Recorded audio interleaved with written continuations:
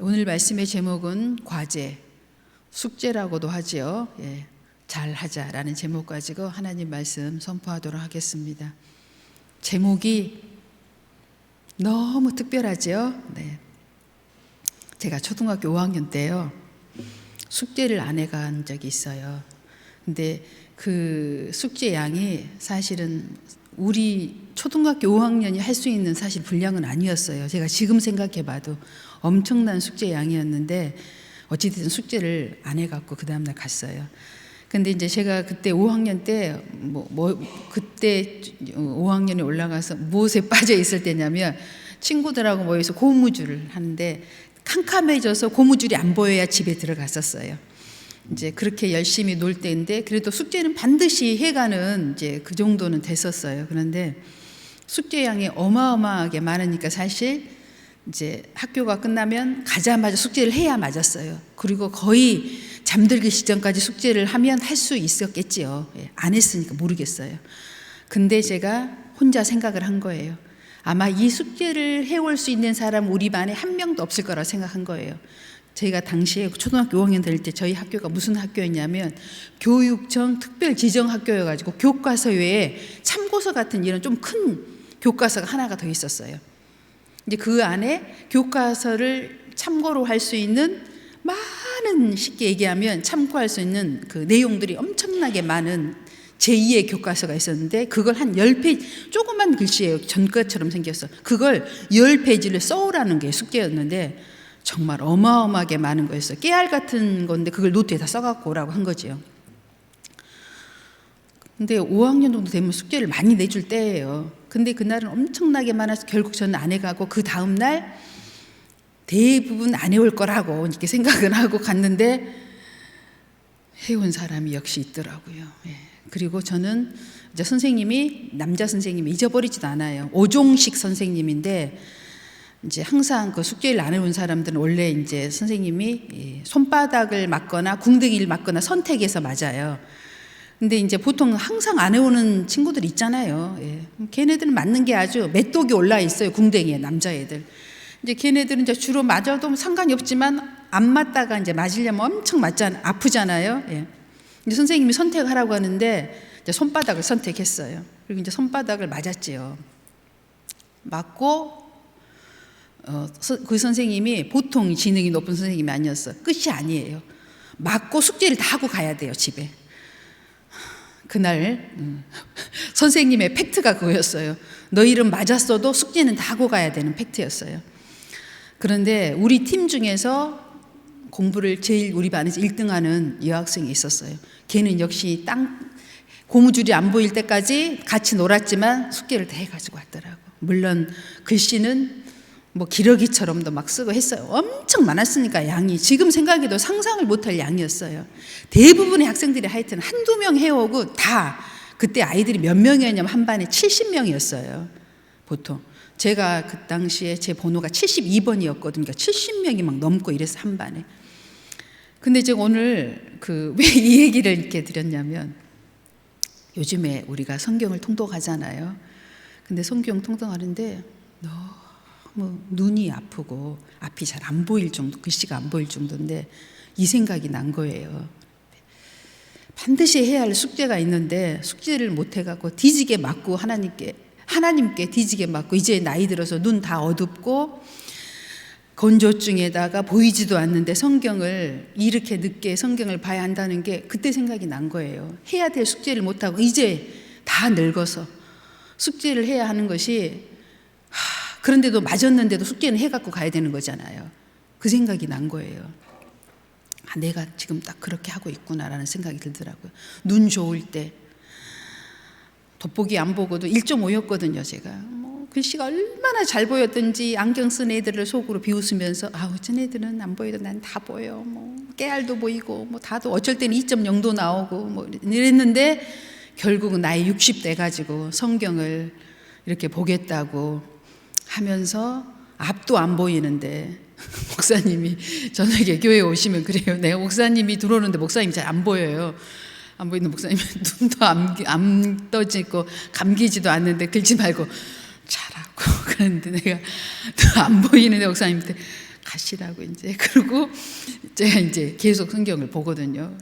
목사님이 봐도 기가 찬 거예요, 제 모습이. 눈도 떠지지도 않고 감아지도 않는 그런 상태죠. 완전히 눈꺼풀이.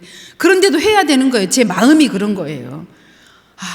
내가 안 맞고 그때 숙제 해갔으면 되는데, 분명히 걔는 밤이 어두울 때까지도 1등 한 애는 우리랑 같이 놀고 숙제를 해왔단 말이에요. 근데 뒤지게 맞고 숙제하는 기분이다라는 생각이 들어요, 요즘에. 여러분은 무슨 생각 하시면서 혹시 성경 보세요?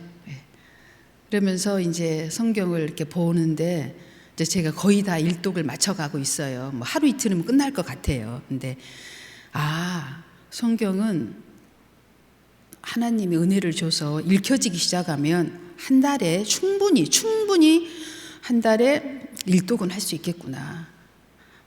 정말 그동안 너무 게을렀구나. 부끄럽지만 이런 이야기를 다 하는 거예요, 여러분한테. 별다르지 않은 똑같은 사람이고, 회개할 것이 이렇게 많은 사람이고, 목회자라는 이름만 달았지 너무 하나님 앞에 죄가 많구나 라는 생각을 여러분 다 하는 거예요. 그냥 벌거벗은 내 모습인 걸 다 지금 이렇게 보여드리는 거예요. 창피하잖아요. 그런데도 그냥 말씀드리는 거예요. 나는 좀 특별하거든. 그래가지고 이러면 절대로 관계가 안 돼요. 제가 이렇게 말씀드리는 건 여러분이 충분히 이해해 줬으면 좋겠어요. 은혜를 구하는 거예요, 지금. 은혜를 구하고자 이런 벌거벗은 모습을 말씀을 드리는 거예요. 이제 그런 마음으로 제가 이제 성경을 보고, 성경만 계속 보면 또 온갖 잡생각이 막 들잖아요. 근데 그런 게 많이 없어졌어요. 이미 많이 없었고, 집중이 막 되기 시작하고 속도가 막 빨라졌지요. 1주, 2주째까지만 해도 그런 게 많았어요. 정말 엄청나게. 근데 잡념이 거의 없어지고 속도가 엄청 빨라지기 시작했고, 여러 가지 말할 수 없는 여러 가지 체험들이 많이 있어요. 근데 정말 지금이라도 하려고 하면 할 수 있구나. 이제 그런 것들이었고, 이제 제가 또 한 가지 하고 있는 게 뭐냐면 동기부여를 계속 받아요. 성경 통독을 많이 한 분들, 뭐 평신도든 목회자든 그분들의 동기부여를 계속 제가 받아야 되냐면, 그래야 할 수 있어요. 다 사람은 다 똑같아요. 주의 말씀이 임재하지 않으면 못해요. 계속 동기부여를 받는데, 제가 특별히 3분 정도 지난 주간에 동기부여를 받았어요. 근데 그 중에 이제 2분은 목회자고 1분은 권사님이세요. 이제 천독을 이미 끝냈고 2천독을 다 하신 권사님이세요. 40대부터 성경 읽기 시작하셨대요. 남편이 38에 돌아가셨대요. 그러니까 일찍 과부가 된 거예요, 한마디로.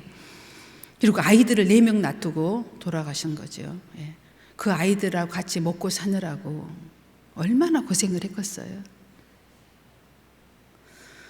그래서 잠시 성경을 못 읽을 때도 있었다고 하더라고. 그러다가 며느리가 또 중간에 죽어가지고 그 손주 2명을 6명을 그 사이에 키우면서 지금 80세인데 성경을 1934번을 읽었대요. 1934번. 광주에 있는 분이더라고요. 그분을 이제 인터뷰를 갔더라고요. 그분은 이제 수준이 어느 수준에 도달했는지는 알겠잖아요. 그 정도 읽었으니. 오전에 구약, 오후에 신약이더라고요. 그러니까 하루에 2번 성경을 마스터할 수 있는 분이에요. 근데 그분하고 이제 이런 인터뷰를 하는데, 그분이 어느 정도 인터뷰를 뭐 길게 한 것도 아니에요. 짧게 했는데 벌써 그분이 이제 연세가 있잖아요. 뭐라고 그 인터뷰 한 분한테 얘기를 하냐면 이렇게 얘기해요. 나 지금 바로 성경 읽어야 되니까 대충 끝내자고 얘기해요. 자기를 드러낼 수 있는 지금 기회가 왔는데 지금 그게 중요한 게 아니에요. 지금 내가 바로 성경을 읽어야 될 시간이 지금 갖고 오기 때문에 빨리 정리하고 가주셨으면 좋겠다고 그렇게 딱 얘기를 하는데, 그 말이 최고 은혜가 되더라고요. 정확한 뉴턴에 의해서 자기가 지금 80이 넘었는데 움직이고 계시구나. 이런 자만이 이 하나님 안에 들어올 수 있구나. 이제 이분의 목표는 당시에 2,000번이시더라고요. 이제 보통 또 다른 분 이야기해 드릴게요. 여러분에게 엄청난 동기부여가 일단 될 거예요. 예. 부산에 있는 김철범 목사님이세요. 성도가 3,000명이 되는 교회예요. 큰 교회입니다. 이미 이 목사님은 이제 원로 목사님이 되셨어요. 원로 목사님이 되셨고, 이제 여유가 많이 있어서 이제 극동방송에 이제 인터뷰로 나오신 거지요. 간증경. 네. 중간에 목회를 하실 때 중간에 무슨 일이 있었냐면 갑자기 우울증, 불면증, 공황장애, 완전히 패닉 상태. 이분도 전공이 뭐냐, 목회를 잘 하신 분이잖아요. 전공이 성경 암송이래요. 수 없는 성경이 자기 머리 안에 이미 입력되어 있는 분인데 이런 질병이 온 거예요. 이제 우리는 이 질병이 어떤 질병인지 압니다. 이건 영적인 질병이에요. 예. 영적으로 우리가 타격을 받으면 이런 일이 있는데 어떤 일이 있냐면 자기가 지금까지 어떤 성경이 한 구절도 생각이 안 나시는 거예요. 자기는 도저히 설교를 할 수 없는 상태에 이르렀대요. 예. 뭐 일반 성도들이 아팠다 뭐 이런 얘기만 하면 은혜 안 되잖아요. 목사님들도 이런 질병에 걸릴 수 있고 그 엄청난 성경의 지식과 영적인 능력이 머리에 있는데도 불구하고 이런 패닉 상태에 왔다는 거죠. 도저히 자기가 감당할 수 없어서 이제 교회를 사임하고 떠나려고 하는데 아무도 목사님을 놔주지 않는 거지요. 말이 그러지 거의 개척에서 여기까지 이루신 분이에요, 이 목사님이. 그래서 이제 어쩔 수 없이 자기가 6개월만 기회를 좀 달라. 어떻게 해서든지 6개월 안에 회복하고 다시 오겠다 이렇게 말씀하고 1개월은 기도원에 가시고 5개월 동안은 오직 기도와 말씀만 창념하시면서 5개월을 지내셨대요. 그리고 이제 그날 주일날 주일 설교 예배를 올라오시면서 하나님한테 이런 마음을 갖고 올라오셨다고 하더라고. 기도하면서 오늘 제게 설교에 그 올라오기 전까지 회복된 상태가 아니셨대요. 6개월을 약속했기 때문에 올라오시고 하나님이 나의 모든 영적인 치료를 해주셔서 회복되면 물론 당연히 목회를 잘 하겠죠. 하나님 허락하신 날과 목회를 할 거고 오늘 회복되지 않으면 자기는 이제 사임하고 떠날 거라고 회복되지 않은 상태에서 이제 하고 강대상에 올라와서 설교를 하려고 딱 하는데 그 순간에 기적이 일어나서 모든 하나님의 임재가 일어나면서 회복이 되셔서 설교를 마치고 온 교회가 울음바다가 됐다고 합니다. 그걸 이제 나오셔서 간증을 하신 거예요. 그러니까 제가 오늘 여러분에게 드리고 싶은 말씀은 예배의 능력, 기도의 능력, 말씀의 능력이 얼마나 크다는 것을 우리가 알아야 한다. 이 세상에서는 못 고쳐요, 그런 병. 그리고 아무리 큰 교회 목사님이라도 자기 역량이라는 게 있잖아요. 그 역량을 넘어서면 이런 패닉에 오게 돼 있어요. 우리가 쉽게 표현하면 어떤 상태냐면 과도한 스트레스가 내 역량을 넘어설 때 일어나는 일들이에요. 이런 게. 근데 우리가 이걸 극복할 수 있는 힘은요, 잠을 잔다고 해결되는 것도 아니고요, 약을 먹는다고 해결할 수 없어요. 오늘 여러분이 들어서 알겠죠? 뭘 해야 된다고요? 이건 영적인 일이에요. 기도하고 말씀과 예배에 있어요. 하나님이 내려주시면, 은혜를 내려주시면 이건 치료되는 병이에요. 사실은 이런 병처럼 어려운 병이 없어요. 암이 더 낫다고 하잖아요. 그건 째내고 약 먹으면 치료받을 수 있으니까, 예를 들어서. 하지만 이 영적인 질병은 뭘 찢어갖고 이렇게 꺼내갖고 될 수 있는 병이 아니에요. 이건 하나님께서 우리에게, 하나님은 우리를 지으신 분이잖아요. 하나님은 우리를 만드신 분이잖아요. 그분만이 하실 수 있잖아요. 그분의 은혜가 우리에게 오면 치료받을 수 있다. 이 말씀을 드리고 싶어요. 그리고 우리는 이런 성경의 말씀과 기도와 이 예배의 능력에 대해서 우리가 늘 막연히 알고 있잖아요. 막연히 알고 있지만 이것을 우리가 구체적으로 이렇게 한 사람 한 사람 예를 들어서 우리가 은혜를 나누면요, 이제 나도 정말 이렇게 해야 되겠다 하는 도전을 갖죠. 제가 그 초등학교 5학년 때요, 우리 같이 놀았던 팀에 1등짜리 최선미, 기억도 하지요. 여자 반장이었으니까. 제가 무슨 생각했냐면, 그래, 쟤는 놀고도 놀면서도 머리가 좋아서 공부 안 하고도 1등 하는 줄 알았더니 그게 아니었구나. 쟤는 놀고 공부도 하고 1등도 하고 반장도 했구나. 제가 그런 걸 뒤늦게 알았죠. 머리만 좋은 줄 알았는데, 머리도 좋아요. 근데 머리만 좋은 줄 알았는데 다 한 거지요. 놀기도 잘해, 공부도 잘해, 반장도 잘해, 뭐 다 한 거죠. 근데 걔는 결국 뭐였어요? 그냥 된 게 아니었다는 얘기죠. 우리가 잠잘 때 걔는 그걸 쪼개서라도 한 거죠. 그러니까 이걸 다 해낼 수 있었던 거죠. 예. 이제 또 한 분 제가 간증할게요. 이분은 탈북한 분이에요. 다양한 예가 있어요. 여러분이 모든 적용을 받을 수가 있잖아요. 예. 북한에서 왔으니 얼마나 고생을 하고 왔겠어요. 5살 때 정도 되면은 지금 북한 사회에 대해서 얘기하는 거예요. 90년대 시대 사람이더라고요. 얘기 들어보니까. 근데 자기가 5살 좀 됐을 때부터 이 먹는 것을 해결했어야 된대요. 그러니까 5살 이전에는 아무것도 몰랐으니까 어찌돼도 부모가 갖다 주는 걸 먹었다는 얘기겠죠. 5살 좀 돼서는 어떻게 해서는 자기가 발로 이렇게 뛰어다녀야 먹을 것이 입으로 들어왔다는 거죠. 이제 그렇게 어려웠는데 아버지가 또 거기서 돌아가셨고 자기가 그 초등학교를 들어갔는데 학교를 다닐 수가 없었대요. 이 상황이 남자 목사님이에요. 이 상황 여자가 아니고. 그래가지고 학교를 안 가고 그때부터 요즘으로 얘기하면 장마당이라고 얘기하겠죠. 돈 버는데 가가지고 그 장사꾼들 속에서 해주고 다녔대요. 어떻게 먹고 살고 이렇게 식구들 어떻게 해보려고. 초등학생이. 근데 가가지고 돈 버는 거 쉽지 않잖아요. 뭘 배웠냐면 술하고 담배를 배웠대요. 그 어린 나이에. 참 기가 막히죠. 예. 그래가지고 그러면 술하고 담배를 했다는 건 뭐예요? 아주 불량한 사람들하고 어울렸다는 얘기잖아요. 그 나이에. 못된 것은 못된 건 다 했다대요. 안 해본 게 없대요.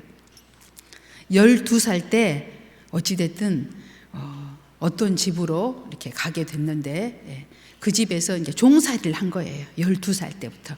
머슴이죠. 뭐 종이라게 얘기하면 머슴살이를 좀 하다가 이제 거기서 한 18살 때 탈북을 한 거예요. 그러니까 6년 동안 머슴살이를 했는데 그분이 이 길을 열어줬대요. 한국으로, 남한으로 갈 수 있는 길을. 그래서 두만강을 건너서 중국에 건너서 이제 남한으로 온 거예요.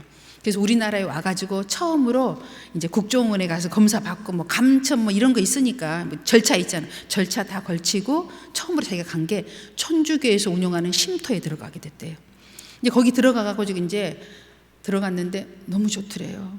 그렇죠. 일단 생각을 해보세요. 어떤 세월을 살았는지 대충 짐작이 되잖아요. 그래가지고 너무 좋아서 밥 먹고 자고 밥 먹고 자고. 그런데 몇 개월 지났는데요. 어떤 일이 일어났어요? 보통 사람들에게 다 느끼는 거예요. 우울증 일어난 거예요. 사람이 예를 들어서 어떤 큰 고생을 하다가 이 문제가 해결되면 김연아 이야기를 해야 더 쉽겠네요. 자기는 최고의 세계 피겨 스케이트가 자기의 꿈이었는데 꿈을 딱 이루고 났는데 어떤 상태에 왔다고요? 우울증이 왔다고 하잖아요. 그러는 거예요.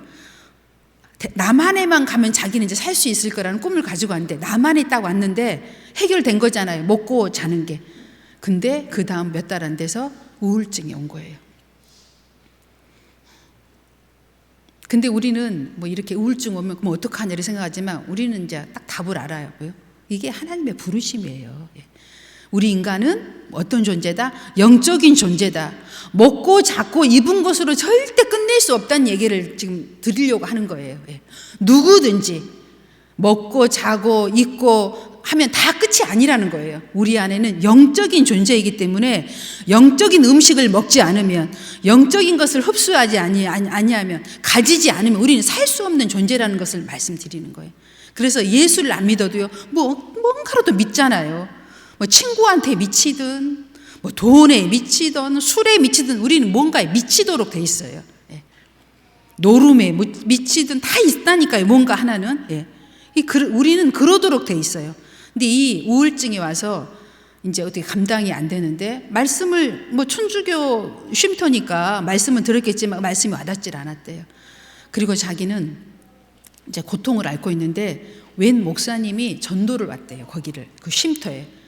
그래고 이 목사님이 이런 얘기를 해줬대요. 그 전에는 다 아무 말씀도 누구의 이야기도 들리지 않은데 그 목사님이 와서 자기한테 이런 얘기했대요. 형제님, 이러고 있으면 안 됩니다. 우리 기도합시다. 그러는데 누가 알죠? 다 기도합시다 해도 안 된다는 거.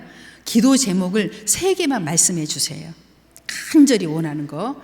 그리고 우리 3개를 놓고 기도해서 하나님이 응답을 하시는지 안 하시는지 우리 한번 기다려 보십시다.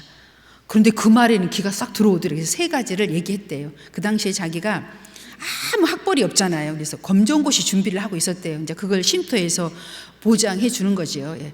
검정고시를 준비하고 있었는데 학원에 가서 공부를 해도 아무 공부가 안 들어오고 오직 15분에 한 번씩 나가서 담배만 피웠대요. 그 초등학교 때부터 담배를 피웠었는데 뭐 완전히 니코틴, 술 몸에 다 배어 있잖아요. 마음대로 안 되는 거죠. 공부 한 개도 머리에 안 들어오고. 근데 그 정도였는데 그 목사님하고 같이 약속한 뒤로 기도를 했대요. 자기가 기도 제목 3가지 집중해서 공부할 수 있게 해주세요. 그 다음에 검정고시를 보는데 8과목이래요. 근데 그 과목 중에 자기가 8과목은 자기가 생각하기에도 도저히 불가능하니까 안 되고 2과목만 일단 합격하게 해주세요. 우리는 보통 그렇게 기도 제목 내잖아요. 우리 능력 안에서 2개만 합격하게 해주세요. 그리고 술, 담배 이거 이렇게 끊게 해주세요. 이렇게 3가지를 아주 간단하잖아요. 이 3가지를 기도 제목을 하고 이 목사님하고 헤어진 거예요. 그런데 자기가 학원에서 공부를 이렇게 하고 있는데 한참 생각해 보니까 자기가 담배를 피러 가고 있지 않더래요. 15분이 지났는데. 그리고 정말 희한하게 공부가 머리에 쏙쏙 들어오더래요. 가르침이. 그래서 한 달 뒤에 그 해에 그리고 그 목사님하고 이제 기도를 했잖아요. 근데 그 해 결국 2과목을 합격한 게 아니라 검정고시 고등학교를 합격을 했대요. 자기는 그때 하나님이 살아 계시다는 것을 막연히 깨달았대요. 이 3개를 체험하고 나서. 그러니까 우리는 이런 기도를 그러니까 해야 한다는 얘기죠. 예. 기도하면 정말 이런 일이 일어난다는 거지요. 그리고 그 다음에 이제 어떤 일을 시작했는지 고등학교를 졸업했으니까 이제 자연스럽게 어떤 학교에 또 들어갔냐면 1년 성경 통독학교에 입학을 했대요. 그 성경 통독학교는 어떤 학교냐면 1년에 100독을 하는 학교예요. 그리고 하루에 5시간 최소 기도를 해야 돼요. 예. 그리고 예배 전에 성경을 20장을 읽어야 돼요. 아니 200장을 읽어야 돼요. 예배 전에 200장을 읽고 성경 암송을 하루에 29절을 해야 돼요. 어때요? 아주 강훈련을 이제 들어간 거예요. 그런데 가능했을까요? 불가능했을까요? 이 사람의 수준에 교회는 한 번도 다녀본 사람이 아니잖아요. 말씀도 제대로 한번 읽어본 사람도 아니잖아요. 정말 자기는 아무것도 귀에 들어오지도 않고 눈에 들어오지도 않고 되지도 않고 이게 이제 소위 얘기하면 패닉 상태에 온 거예요. 나는 도저히 여기서는 안 되겠구나. 아침 6시에 기상하면 2시간 밥 먹고 이게 화장실도 가고 씻고 8시부터 성경 통독을 시작해서 12시에 끊는데요. 이제 제가 일과를 말씀드릴게요. 이 과정이 좀 중요해서. 그 다음에 2시간 동안 점심 먹고 또 이렇게 좀 쉬고 하고 2시부터 다시 6시까지 저녁 먹기 전까지. 그러니까 오전 4시간. 그 다음에 2시간 다시 휴식 먹고 쉬고 그 다음에 1시간 그 다음에 7시부터 12시까지 기도 시간이래요. 그리고 취침이에요. 12시에. 그 다음에 아침 6시에 이제 기상이고요. 근데 자기는 이 루틴에 도저히 할 수가 없대요. 할 수 없게 생겼잖아요. 예. 북한에서 넘어왔잖아요. 예. 그 마음 안에 배운 건 김일성 주체 사상만 들어있는 거잖아요. 예. 젊은이니까. 예. 아무것도 종교성이 없는 거예요. 지금 성경에 지식이 아무것도 없는 상태잖아요. 예. 안 되더래요. 앉아있어도 딴 생각만 들고. 그런데 그래도 거기를 나오지 않고 딱 3개월이 지날 때였는데 기적이 일어난 거예요. 그러니까 저는 왜 오늘 자꾸 이 얘기를 드리냐면 동기부여예요. 안 돼도 좋다, 해봐라, 이 얘기를 지금 드리려고 하는 거예요. 3개월이 딱 지났는데 거기는 성경 통독을 1년에 100독이니까 어느 속도로 하냐면 1.5배 속도로 들으면서 입으로 한대요. 이제 거기 그 통독 학교니까 그렇게 이제 그 훈련을 시키는 거예요. 그런데 아무것도 안 들려요. 저도 최근에 1.5배속, 2배속 들어봤거든요. 근데 내가 알고 있는 것만 이렇게 귀에 대고 아주 귀에 대지 일반 사람은 들을 수 없는 속도더라고요. 제가 이제 저도 한번 해봤어요. 그 간증을 듣고 쉽지 않더라고요. 근데 그분이야 뭐 오죽하겠어요. 그런데 3개월이 딱 됐는데 이제 오늘 핵심이 여기 있어요. 3개월이 됐는데 무슨 일이 있어났어요? 지식도 없어요. 기본도 없어요. 지금 그 상태를 지금 말씀드리려고 하는 거예요. 여기까지 온 이유가 어떤 일이 일어났어요? 말씀이 살아서 역사를 하기 시작하더래요. 아무것도 모르고 듣고 눈으로 딴 생각만 했는데 3개월 지났는데, 그러니까 그 통독수로 제가 세어봤더니 한 30독쯤 되더라고요. 30독쯤 그 3개월이 지날 때 말씀이 살아서 다 자기 것으로 역사하기 시작하더라는 거예요. 그래서 결국 이분이 어떤 사람이 됐어요? 1년 통독학교를 졸업하고 총신대에 입학해서 4년, 대학원 3년 해서 7년, 그리고 1년 8년을 마치시고 전도사 과정을 통과하고 목사님이 돼서 지금 경기도에서 목회를 하고 계십니다. 부인도 계시고 자녀를 2명이나 낳아서 목회를 지금 벌써 잘하고 있어요. 기적이죠. 지금 무슨 말씀을 제가 들려하냐면 무에서 유를 창조한 거예요. 이건 북한에서 넘어와서 무에서 유가 창조된 거예요. 아무것도 없는 상태에서 모든 것이 만들어진 거죠. 그것도 일반 사람이 아닌 목회자의 자리까지 선 거잖아요. 남을 가르칠 수 있는 사람이 된 거죠. 영적으로. 무에서 유가 창조된 거죠. 그것도 이미 김일성 주체사상이 머리에 박혀 있는 상태에서 좀 쉽지 않죠. 어때요? 여러분에게 오늘 여기까지 이제 3사람의 간증을 말씀드렸는데 동기부여가 됐나요? 그 중에 분명히 한 사람 거라도 나하고 맞는 게 있을 거예요. 아, 나도 할 수 있겠구나. 여러분 항상 목표는 최고로 가지십시오. 시작은 내가 1장으로 시작했고 3장으로 시작했지만 성경을 읽기 시작하면 10장, 30장, 40장, 100장까지는 보통적으로 읽을 수 있고 그 이상은 아주 특별해야 돼요. 이제 제가 볼 때는 100장까지는 가능합니다. 그 이상은 이제 어느 수준이 이르면 그것도 다 가능해. 방금 얘기한 것처럼 오전에 구약, 오후에 신약. 할머니, 할머니도 가능해요. 능력이 임하면. 권사님, 인터뷰도 다 필요 없어요. 하나님과 교제가 중요해요. 그래서 보통 이제 통독하시는 분들이 이제 이렇게 쑥 통독을 하면서 무슨 이제 마음을 먹냐면 내 나이만큼은 천국에 들어가기 전까지 내 나이만큼은 내가 성경을 읽어야 되겠다는 생각을 다 갖게 된대요. 저도 그런 생각을 하게 되더라고요.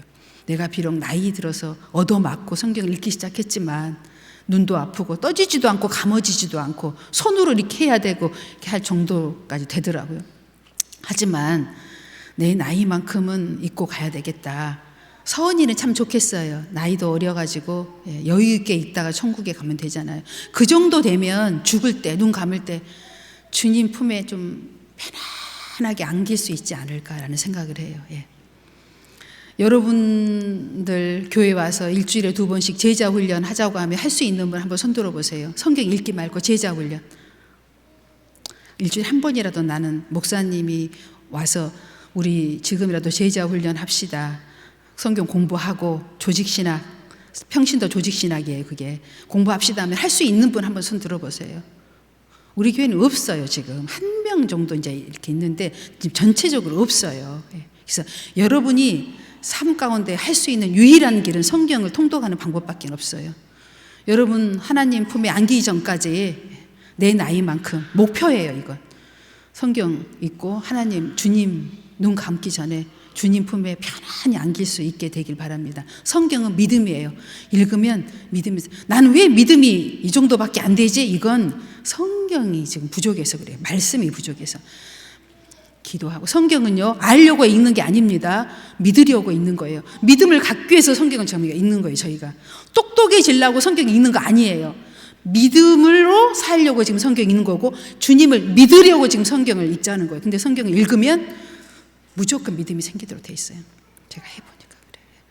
무조건 믿게 돼 있어요. 믿음에는 두 가지 단계가 있습니다. 오늘처럼 젖먹는 신앙이 있고 단단한 음식을 먹을 수 있는 신앙을 딱 두 가지가 있습니다. 젖먹는 단계는 어떤 단계를 최소한 젖먹는 단계의 신앙이라고 우리가 표현할 수 있냐면, 하느님 앞에 영, 혼, 육을 구별해서 회개할 수 있는 사람, 이게 젖먹는 신앙이고요. 지금 제가 5가지를 얘기할 거예요. 이 정도가 기본이 된 사람이 젖을 먹는 신앙이에요. 믿음에 대해서 나는 누구에게든지 말로 표현할 수 있는 사람, 그 다음에 세례에 대해서 나는 누구에게든지 말로 표현할 수 있는 사람, 주님의 부활에 대해서 나는 누구에게든지 말로 전할 수 있는 사람, 심판에 대해서도 나는 전할 수 있는 사람. 몇 가지예요? 회개, 믿음, 세계, 부활, 세례, 부활, 심판. 이 5가지를 내가 그걸 충분히 이해하고 옆에 있는 사람에게 누구에게든지 전도할 때, 또 가족에게든지 이것을 표현할 수 있는 사람이 젖을 먹는 신앙입니다. 아이들이요, 제가 오늘 이 말씀, 아이들이 이제 우리 교회 조그만 애가 있으니까 막 걷기 시작했잖아요. 애가 있으니까 이제 태어나면 젖만 먹잖아요. 누워가지고. 그러다가 뭔 일을 일어나면 뒤집기를 해요. 저는 이제 잊어버렸어요. 다 오래돼가지고. 근데 이제 가만히 혼자 생각을 해보세요. 얘들이 자라는 성장을 생각해봤더니 이제 뒤집어요. 그다가요 뿔뿔 깁니다. 그 다음에 결국은 어떻게 되냐면 물건을 잡고 벽을 잡고 일어나요. 그 다음에 뭐냐면 걷기 시작해. 근데 딱 1년 걸립니다. 우리 두 아이들은 내가 키워보니까요, 돌을 전후로 해갖고 딱 걷더라고요. 어떤 애는 하루 전날 걸었고요, 어떤 애는 돌날 걸었어요. 정확히 그냥 어떻게 하나님이 그렇게 하셨는지 딱 돌 전후로 그런 일이 딱 일어나더라고요. 근데 누가 이건 도와줘서 되는 일이 아니라 어떻게 해야 되냐면 스스로 하더라고요. 여러분 다 아실 거예요. 이건 다 스스로 한 거예요. 누워있다가 엎어요. 뿔뿔 기어요. 그 다음에 벽을 잡고 서요. 그 다음에 걸어요. 이건 누가 해주는 게 아니라 지가 해요. 이 신앙의 단계도 마찬가지예요. 이건 누가 해주는 게 아니라요, 스스로 해야 돼요. 그래서 내가 걸어야 돼요. 걷기까지가 이제 젖먹이 신앙인데, 이게 뭐라고요? 회개를 할 수 있어야 된다. 영적으로, 육적으로, 혼적으로 회개할 수 있어야 한다. 하나님 앞에. 이거 설명할 수 있어야 돼요. 이거에 대해서. 믿음에 대해서, 세례에 대해서, 부활에 대해서, 심판에. 그 다음 우리 오늘 2번째가 뭐냐면, 딱딱한 음식을 먹일 수 있는 사람. 이 사람은 어떤 사람이냐면 영적으로 분별을 갖고 있는 사람인데, 이 영적 분별을 갖고 있는 사람은 어떤 사람이냐, 삶의 다양한 경험과 체험을 갖고 있고요, 이 시련과 연단을 통해서 하나님의 말씀을 거기에 적용해서 실천하고 그것으로 통해서 이 과정을 이겨낸 사람이 바로 딱딱한 음식을 먹고 소화낼 수 있는 사람 보고, 바로 이 사람 보고 딱딱한 음식도 먹을 수 있는 신앙을 가졌다라고 얘기하는 거예요. 이제 여러분은 둘 중에 하나겠죠. 내가 둘 중에 하나인데 나는 겨우 걸음만 걷고 있는지, 딱딱한 음식도 먹고 그 음식을 소화내서 몸이 건강해져서 영적 근육을 가지고 이 근육을 사용할 수 있는 사람인지, 여러분이 이건 스스로가 분별을 해야 되겠죠. 이 영적 분별을 가진 사람이 되어야 한다는 것이 오늘 사도 바울이 우리에게 해주고 싶은 말은 그거예요. 우리 모두가 젖먹이의 신앙에 멈추지 말고 딱딱한 음식도 먹고 영적 근육을 가지고 이 근육을 사용할 수 있는 사람이 돼서 나뿐만 아니라 선한 영향력을 끼칠 수 있는 사람이로 성장하여야 되지 않겠냐, 이 말씀이에요. 그러려는데 가장 기본적인 게 사실 제자 훈련이에요. 평신도 제자 훈련을 해야 돼요. 이 과정을 걸쳐야 합니다. 그래서 성장해요. 그런데 안 되는 걸 어떻게 해요? 안 되는 걸 어떻게 해요? 할 수 없잖아요. 그러니 성경 읽자는 말씀이에요. 여러분이 갖고 있는 역량 안에서 우리가 할 수 있는 일이에요. 이건 누구와 관계만 하면 되냐면 하나님과 1대1. 우리의 스승 되시는, 나를 창조하시고 말씀의 근본, 원천이 되신 그분과 1대1로 할 수 있어요. 그리고 여러분은 예배에 참여하셔서 이제 살아계신 하나님의 기름 부음을 더 강렬하게 받으면서 이제 여러분이 영적으로 성장해 가는 것입니다. 이제 이렇게 될 때 어떻게 돼요? 영향력을 끼치게 돼 있어요. 저절로 그냥 영향력이 돼요. 누구든지 보면 이렇게 돼요. 아유, 참 보기 좋네요. 어떻게 사시는지 궁금하기도 하고요. 이런 말들이 저절로 흘러나오도록 돼 있어요. 예. 시시하게 만나가지고 너 옷 그 명품이냐 아니냐, 아, 너 머리 그거 어디서 했냐, 너 신발은 참 좋아 보인다, 너 몇 평 사냐, 의미도 없어요. 이런 얘기. 그냥 그 사람 자체가 명품이 되어야 한다는 얘기예요. 우리가 무엇을 먹냐에 따라서 사람의 모양이 나타나잖아요. 예. 좋은 음식 먹으면 굉장히 사람이 달라집니다. 예. 밀가루를 먹는 건 몸에 좀 해롭더라고요. 근데 우리나라가 먹는 밀가루랑 서양 사람들 먹는 밀가루는 좀 다르긴 하대요. 우리나라 밀가루는 방부제가 엄청 들어있어서 여러분 밀가루 밖에 놔둬도 안 썩잖아요. 냉장고에 안 넣어놓잖아요. 뭐 방부제가 그렇게 많아서 그래요. 근데 우리 밀을 먹으면 좋겠죠. 예, 예를 들어서. 근데 무슨 음식을 먹느냐에 따라서 우리 몸이 만들어지잖아요. 똑같아요. 하나님의 이 영적인 음식을 계속 먹으면 달라져요. 무조건 달라집니다. 쉽게 그냥 말씀드릴게요. 예. 무슨 음식을 먹느냐에 달라집니다. 그리고 우선순위를 바꾸면 돼요. 예. 이 영적으로 승리하는 사람들의 특징이 다 뭐냐? 밥은 안 먹어도 말씀 먼저 먹고 밥을 먹는 거예요. 순서가 그래요. 우리는 밥을 먹어야 살죠, 육신은. 하지만 영은 죽어요, 밥을 안 먹으면. 영적인 밥을 먹어야 영도 살아나는 거예요. 예. 그런 사람은 영육간에 강건한 거죠. 예. 입으로만 영육간에 강건할 수가 없어요. 예. 기도만 입으로 영육간에 강건하게 해주, 이게 안 돼. 근데 이제 영육간에 강건한 기도를 많이 받은 사람 무슨 생각이 드냐?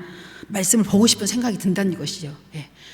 한 장 먹었을 때 좋았어, 오늘은. 근데 내일은 한 장으로는 도저히 양이 안 차. 내일은 2장을 봐야 돼요. 열흘 뒤에는 10장을 봐야만이 내가 채워지는 거죠. 예. 이게 이렇게 되는 거. 아무리 먹어도 배탈이 안 나. 육신의 것은 배탈이 나요. 무조건 많이 먹으면. 근데 이 영적인 음식은 먹으면 먹어. 근데 나는 매일 3장만 읽어도 괜찮아요. 이건 지금 발전하고 있지 못하고 있는 거죠. 뭐든지 조금씩 더 해가야 돼요. 그래야 근육이 만들어져요. 운동해본 분들 알지요? 근육을 만들려면 자극이 조금씩 줘야 돼요. 조금씩 성장해야 합니다. 한 장이 2장 돼야 한다는 얘기예요. 2장이 4장이 되어자고. 이럴 때 우리는 성장해 간다. 성장해야 돼요. 성장하지 않으면 안 돼요. 성장해야 돼. 계속 서은이처럼 그대로 있으면 어떻게 돼요? 장애인이라고 얘기하잖아요. 제 나이가 60인데 서은이처럼 키가 자꾸 안 컸어. 그럼 사람들이 바로 그렇게 얘기해요. 장애인이냐? 이렇게 물어봐요. 옆에 사람한테 직접 말하고. 나이가 60이래. 근데 키가 안 컸대. 그러니까 장애인. 이렇게 얘기해요. 뒤에다 대고 이렇게. 장애인이 나쁘다 이 뜻이 아니죠. 저는 지금 영적 장애를 얘기하고 있는 거예요. 자라나야 한다. 이제 충분히 동기부여는 다 됐습니다. 오늘 말씀도 읽었고요. 그 다음 말씀 볼까요? 말씀만 쭉 읽겠습니다. 신앙에는 2가지가 있다. 젖먹는 신앙과 단단한 음식도 먹을 수 있는 신앙이 있는데 이 신앙을 가져야 한다. 요한복음 14장 6절입니다. 예수께서 이르시되 내가 곧 길이요 진리요 생명이니 나로 말미암지 않고는 아버지께 올 자가 없느니라. 이 말씀을 모르는 분은 한 분도 없고 머리에도 다 기록돼 있어요. 그리고 마음에서도 막 말만 해도 툭 나와요. 무궁화 꽃이 피었습니다 말아처럼. 그만큼 생명력이 있다는 말씀이죠. 앞이 캄캄할 때 이 말씀을 생각하면 앞이 열려요. 아, 주님을 바라보면 되는구나 하고. 근데 이게 이 말씀을 오늘 구체적으로 또 적용을 하나 더 해보냐면 인격적인 예수님이 내 안에 들어온다는 말씀입니다. 나의 모든 성품 안에, 이 성품 안에도 이 예수님, 길이요 진리요 생명 되신 예수님이 내 인격 안으로 들어온다는 얘기예요. 뭐예요? 내 루틴 안에, 더 구체적으로 얘기합니다. 내 삶의 방식 안에 이 예수님이 들어온다는 얘기예요. 내가 아침에 눈을 떠도 길이요 진리요 생명이 보여야 되고, 밥을 먹을 때에도, 공부를 할 때에도, 기업을 할 때에도, 직장에 있을 때에도, 잠을 자는 동안에도 이 내 인격 안에, 내 루틴 안에 이 말씀이, 이 길이요 진리요 생명 되신 예수님이 들어와 있어야 한다는 얘기예요. 잠언 1장 7절입니다. 여호와를 경외하는 것이 지식의 근본이거늘 미련한 자는 지혜와 훈계를 멸시하느니라. 아멘. 우리는 지혜로운 사람을 참 좋아합니다. 솔로몬이 지혜가 있었죠. 전 세계의 지혜자들과 왕들과 능력자들이 솔로몬을 찾아왔어요. 그 지혜를 듣고 싶어서. 근데 온 사람마다 뭐라고 얘기냐면 자기가 들었던 소문보다도 훨씬 그 능력이 몇 배나 더 출중하다고 표현을 했고, 엄청난 보물을 가지고 와서 그 지혜를 듣고 갔습니다. 지혜는 그런 거란 얘기예요. 근데 그 지혜의 근본이 어디에 있냐면 여호와를 경외하는 데 있대요. 여호와를 경외한다는 게 딴 게 없어요. 어렵게 생각하지 마세요. 여호와를 경외하는 건 그분을 내 삶의 주인으로 모시고 왕으로 모시고 최우선 순위에서 그분과 함께 하는 겁니다. 이게 경외하는 거예요. 가장 내 삶의 최우선 순위에 놓고 그냥 사는 거예요. 1번으로 놓고 사는 거죠. 그게 경외하는 거예요. 뭐 어렵게 생각하실 거 없어요. 그 다음 말씀 보겠습니다. 히브리서 11장 1절. 믿음은 바라는 것들의 실상이요 보이지 않는 것들의 증거니. 이 무슨 말씀이냐? 오늘 더 쉽게 말씀드릴게요. 영적인 세계에서 보여진 모든 세계가 만들어진다예요. 영적인 세계에서 지금 보이지 않는 영적인 세계가 보이는 세계의 모든 것들을 만들 수 있다예요. 이해되셨죠? 이 히브리서 11장 1절 말씀은 그래요. 여러분이 뭔가 갖고 싶은 게 있다면 영적인 세계에서 이미 만들어진 것이 이 땅으로 온다는 얘기예요. 그러지 않는 것이 오는 건 없어요. 아멘. 하나님이 말씀으로 천지를 창조하시니라. 아멘. 하나님이 사람을 흙으로 만드시고 코에 생명을 넣었어요. 그래서 사람이 생기를 넣었더니 생명이 됐죠. 뭐예요? 우리 존재가 영적인 존재라는 것이 말씀으로 드러난 거예요. 그 다음 말씀 보겠습니다. 로마서 12장 2절입니다. 너희는 이 세대를 본받지 말고 오직 마음을 새롭게 함으로 변화를 받아 하나님의 선하시고 기뻐하시고 온전한 뜻이 무엇인지 분별하도록 하라. 아멘. 제가 첫날 성경을 통독하고 무조건 읽었어요. 그냥 신경 안 쓰고 아무 생각 안 하고 무상태로 무조건 읽었어요. 70장을 읽고 무조건 텅 누웠어요. 말 그대로 눈 딱 감고 누웠는데 하나님이 이 말씀을 딱 저한테 입으로 그냥 쑥 하게 하시더라고요. 이 말씀을 읽었는지도 기억 안 나요. 근데 이 말씀을 딱 주시더라고요. 첫날 턱 누웠는데 잠자기 직전에 너희는 이 세대를 본받지 말고 지금 마음을 새롭게 함으로 변화를 받아 하나님이 선하시고 기뻐하고 온전한 뜻이 무엇인지 분별하도록. 어떤 것이 네 삶에 옳은 것인지 분별하라고 첫날 딱 주신 말씀이에요. 무한 상태에서. 오늘 이 말씀 읽었는지 아무것도 기억 못했어요. 근데 하나님 주신 말씀이에요. 그 다음 말씀 전도서 3장 11절입니다. 하나님이 모든 것을 지으되 때를 따라 아름답게 하셨고 또 사람들에게는 영혼을 사모하는 마음을 주셨느니라. 그러나 하나님이 하시는 일에 시종을 사람으로 측량할 수 없게 하셨도다. 아멘. 뭘 우리에게 주시냐면 하나님과 인간 사이에는 갭이 있다는 거예요.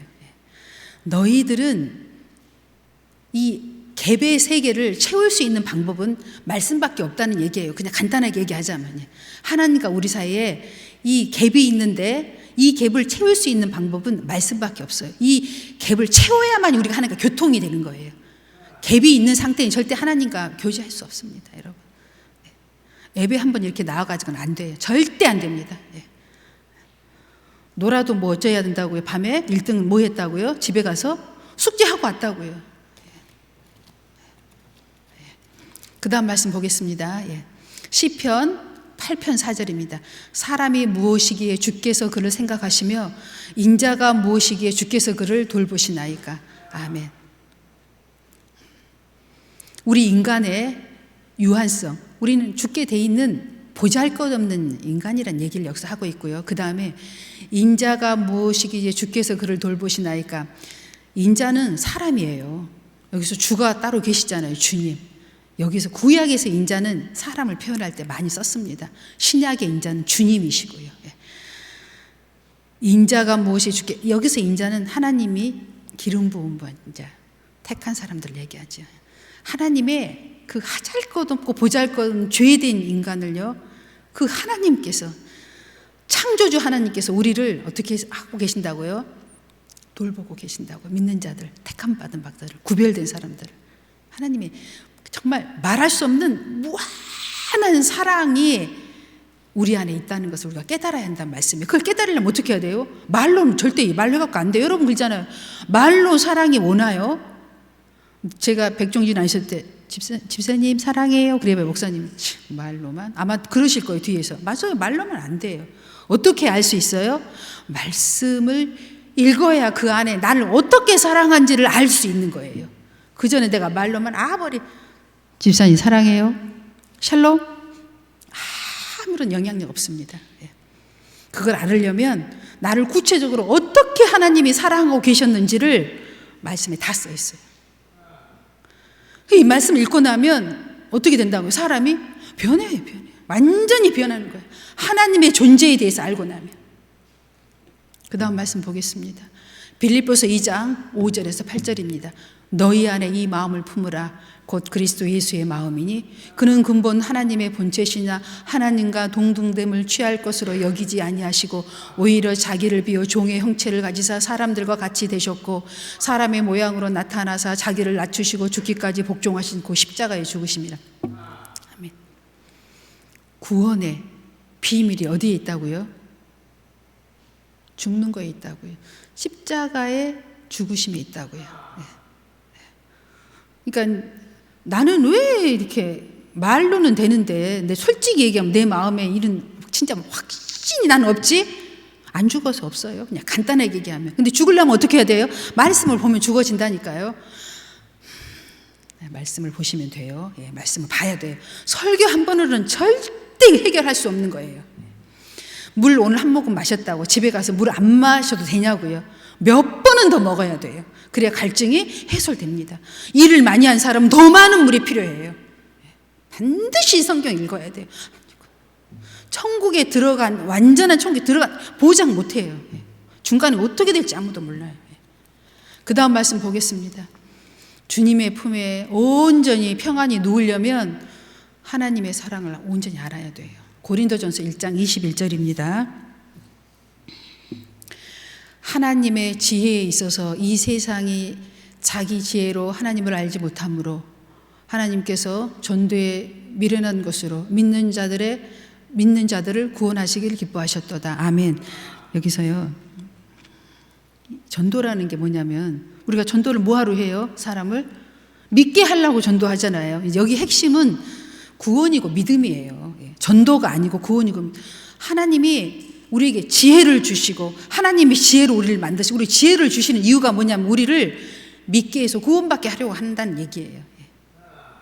그 지혜가 어디가 있다고요? 말씀에 있다고요. 그 다음 말씀 보겠습니다. 골로새서 2장 8절입니다. 누가 철학과 헛된 속임수로 너희를 사로잡을까 주의하라. 이것은 사람의 전통과 세상의 초등학문을 따르며 그리스도를 따름이 아니니라. 아멘. 예수님이요. 당시에 이제 오셔서 바리새인들과 서기관들과 많은 하나님 백성들 유대인들 앞에서 말씀을 계속 선포했어요. 그리고 마지막에 이제 예수님이 죽으시기 일주일 전 안에는 어떤 일도 하셨냐면 채찍을 만들어서 회당에 들어가서 소와 양과 비둘기 파는 자들의 상을 다 엎으셨어요. 다 엎으시고 막 아버지 집으로 하여금 장사하는 집을 만들지 말라 이러면서 막 다 뒤집어 엎으셨어요. 막 소위 얘기하면 화를 내시면서 그런 모습을 좀처럼 드리지 아니하시다가 그 부분에 대해서 엄청 진노하십니다. 그 장면을 바리새인, 서기관, 대제사장들이 다 봅니다. 유대인들이 다 봅니다. 그러면서 서기관과 바리새인들이 나와서 예수님께 이렇게 질문을 해요. 네가 무슨 권위로 이런 일을 하느냐 하고 물어봐요. 예수님께. 무슨 권위로 네가 회당의 앞에 뜰에 와서 이들의 상을 다 엎고 이 유월절을 망치려고 하느냐 하면서 상을 다 엎으십니다. 그러니까 예수님께서 이렇게, 그래 너희가 그 질문을 정말 듣고 싶냐? 그럼 내가 그 질문을 해주지 하면서 이런 질문을 해요. 그럼 세례 요한이 와서 무슨 권위로 세례를 주었냐? 한번 얘기해봐라. 그러니까 말을 못해요. 왜냐? 모든 당시의 군중들이 세례 요한을 선지자로, 하나님이 보내준 선지자로 다 여겼다는 얘기예요. 그 군중들과 함께 있는 상태에서. 근데 그 세례가 세례 요한이라고 표현, 이 세례가 하늘로부터 왔는지 사람부터 왔는지 다 인정했다 이 말이에요. 하늘로부터 왔는지를. 그런 것처럼 내가 이런 권위로 하는 건 사실은 무슨 권위예요? 하나님의 권위로 하고 있지만 그것을 책잡을까 예수님 말하지 않잖아요. 그러면서 세례 요한 얘기만 합니다. 그게 뭐예요? 철학적인 표현이에요. 철학으로 물어보니까 철학으로 대답해 주신 거예요. 제가 오늘 철학을 얘기하려고 얘기한 거예요. 철학적인 질문의 답입니다. 그게 너희가 내게 무슨 권위로 이런 권위를 가지고 지금 회당에 와서 이 난장을 부리느냐 한 이유를 예수님께서 철학적으로 풀어준 거예요. 세례 요한이 권세가 하늘로부터 왔냐 사람으로부터 왔냐 그렇게 다시 되물으니까 그들이 대답을 못하잖아요. 예수님한테 더 이상 묻지를 못해요. 이거보다 철학적인 질문이라고 합니다. 그러나 이 골로새서의 사도 바울은 여기에서 이런 표현을 해요. 누가 철학과 헛된 속임수로 너희를 사로잡을까 주의하라. 세상에서는 가장 높은 학문이 철학이에요. 철학으로 대들면 철학이 뭐예요? 이런 게 철학이에요. 또 한 번 얘기하면 나는 누구인가? 우리 서원경 권찰님은 도대체 누구인가? 한번 생각해 보자는 거예요. 나는 누구인가? 다온이 나는 누구인가 한번 생각해 보자. 이게 철학이에요. 나는 왜 이 땅에 태어나서 오늘 이 자리에 있는가 한번 생각해 보자는 얘기예요. 이게 철학이에요. 깊이 생각하면 답이 나와요. 철학으로. 그동안에 배운 것이 있으니까 답이 나와요. 한번 생각해 보자는 거예요. 오늘 생각해 보세요. 나는 누구인가? 나는 오늘 지금 이 자리에 있는가? 권사의 이름으로, 집사의 이름으로, 한 가정의 아내로, 한 가정의 남편의 이름으로, 목사의 이름으로, 대한민국의 백성으로 나는 왜 이 자리에 있는가? 한번 생각해 보자는 거예요. 왜 하나님이 나를 이 자리에 지금 놔두었는지 한번 생각해 보자는 거예요. 이 가정에 누구의 자녀로 나를 왜 태어나게 했는지 한번 생각해 보자는 거예요. 깊이 답이 나와요. 깊이 생각을 해야 돼요. 그렇게 하면서 하나님을 생각해 보세요. 신앙 안에서 답이 나오게 될 줄로 믿습니다. 우리는 이제 이 나는 누구인가를 생각하면서 누구 안에서 이 생각을 해야 하냐면 세상 안에서 생각하면 초등학문에 불과하고 나는 누구인가를 생각하면서 하나님을 생각하면 이 세상 지식, 철학을 뛰어넘는다는 말씀이에요. 내가 비록 이 세상에 가방끈이 짧아도